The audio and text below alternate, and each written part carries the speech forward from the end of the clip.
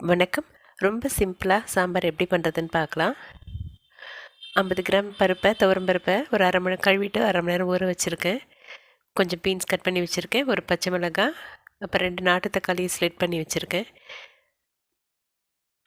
ஊற வச்சுருக்க பருப்பை குக்கரில் சேர்த்துக்கிறேன். அதோட பீன்ஸு, தக்காளி, பச்சை மிளகாயும் சேர்த்துக்கிறேன். ஒரு சின்ன துண்டு பெருங்காயம் இதோடு சேர்த்துக்கிறேன். தூள் பெருங்காயம் யூஸ் பண்ணுறதா இருந்தால் தாளிக்கும் போது யூஸ் பண்ணிக்கலாம். ஒரு டம்ளர் தண்ணி ஊற்றிட்டு கொஞ்சம் உப்பு சேர்த்து குக்கரை மூடி போட்டுடலாம். இது சிம்மில் வச்சுட்டு 2 விசில் வர விட்டுட்டு ஆஃப் பண்ணிடுறேன். சாம்பார் தாளிக்கிறதுக்கான பொருளுங்க பார்க்கலாம். கொஞ்சம் சாம்பார் வெங்காயம் உரித்து வச்சுருக்கேன், கொஞ்சம் கருவேப்பிலை, 2 பூண்டு பல் தட்டி வச்சுருக்கேன், கொஞ்சம் கொத்தமல்லி கழுவி எடுத்து வச்சுருக்கேன், ஒரு சின்ன நெல்லிக்காய் அளவு புளியை ஊற வச்சு வச்சுருக்கேன். குக்கர் ஆறிடுச்சு. பருப்பு காய்கறிலாம் நல்லா வெந்திருக்கு. பீன்ஸ் குழஞ்சி போயிடாது, ஆனால் நல்லா வெந்திருக்கும். இதில் இந்த தக்காளியை மட்டும் ஒரு கரண்டி வச்சு நசுக்கி விட்டுடலாம். குக்கரில் வச்சு பண்ண முடியலன்னா தக்காளி மட்டும் தனியாக எடுத்துகிட்டு ஒரு கிண்ணத்தில் வச்சுட்டு நல்லா கடைஞ்சி விட்டுட்டு திருப்பி அதிலே சேர்த்துடலாம். நம்ம சில நேரங்களில் ரொம்ப கொஞ்சமாக சாம்பார் பண்ணுவோம், அதுக்கு ஃபுல் டைம் எடுத்து பண்ணுறது கஷ்டமாக இருக்கும். இந்த மாதிரி காயும் அதோடு சேர்த்து போட்டு ஒன்றா வேக வச்சுட்டா ரொம்ப சிம்பிளாக ஆகிடும்.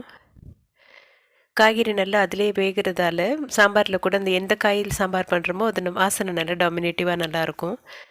ஒரு கடாயில் ஒரு அரை ஸ்பூன் நெய் விட்டு வச்சுருக்கேன். அதில் கடுகு, உளுத்தம்பருப்பு, வெந்தயம், சீரகம் போட்டு தாளிச்சிக்கிறேன். சின்ன வெங்காயத்தையும் கருவேப்பிலையும் தட்டி வச்ச பூண்டையும் சேர்த்து நல்லா வெங்காயம் வேகிற வரைக்கும் வதக்கி விட்டுக்கலாம். வெங்காயம் நல்லா வதங்கினோன்னு கொஞ்சம் மஞ்சத்தூள், காரத்துக்கு ஏற்ற மாதிரி சாம்பார் பொடி 2த்தையும் சேர்த்துக்கிறேன். சாம்பார் பொடி இதில் ஒரு 30 செகண்ட்ஸ் அந்த அதிலே வறுத்துக்கிறேன். இதிலே பச்சை வாசனை போயிடும். அதில் இன்னும் கொஞ்சமாக இருக்கிற நெய்யில் வறுப்புறதால வாசனையும் நல்லாயிருக்கும். வேக வச்ச பருப்பு காய்கறி கலவி அதில் ஊற்றிக்கலாம்.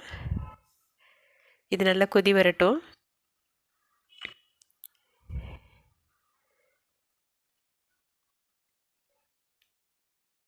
புளி கரைசல் இதோடு சேர்த்துக்கிறேன்.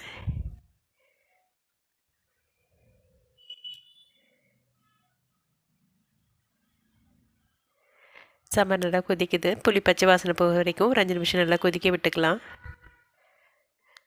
இது பீன்ஸ் கரைஞ்சி போயிடாது, ஆனால் நல்லா வெந்திருக்கும்.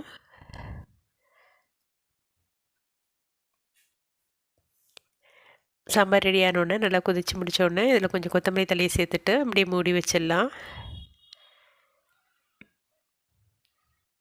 இது ரொம்ப சிம்பிளாக ரெடி ஆகிடும். ரொம்ப குயிக்காக சிம்பிளாக பீன்ஸ் சாம்பார் ரெடி. நன்றி.